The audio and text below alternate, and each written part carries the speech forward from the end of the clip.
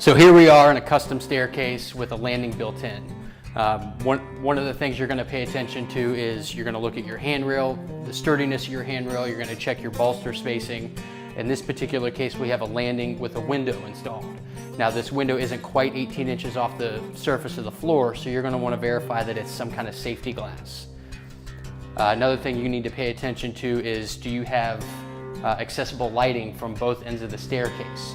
Now at the top of the stairs, we know that we have a lighting system that functions, and down at the bottom. But in this particular case, we have a custom landing with no accessible lighting. So in the event that you're up here and it gets dark and there's no lights on, you have to be able to access lighting without stepping up any stairs. Also, you want to pay attention to your riser height. There is a minimum requirement. Also, you have dissimilar riser heights. So from here to here and here to here are two different heights. Something you're going to want to make note of. So we have 4 steps here without a handrail. Nowadays, in the time of this construction, it would be required to have an accessible handrail from the bottom step, no higher than the bottom step, to no further than your top step.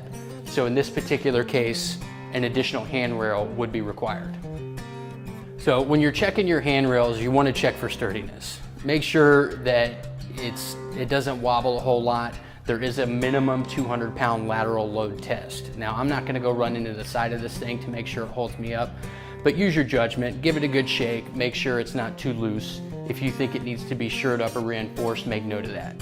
Also, know the age of your house and know what the minimum requirement is of your bolsters. In this particular case, I think we're good here, and we have pretty tight clearances, so we're safe. And you'll want to do that all the way down the stairs. You'll want to pay attention to the opening between any bottom handrail and that small triangle between your tread and riser height.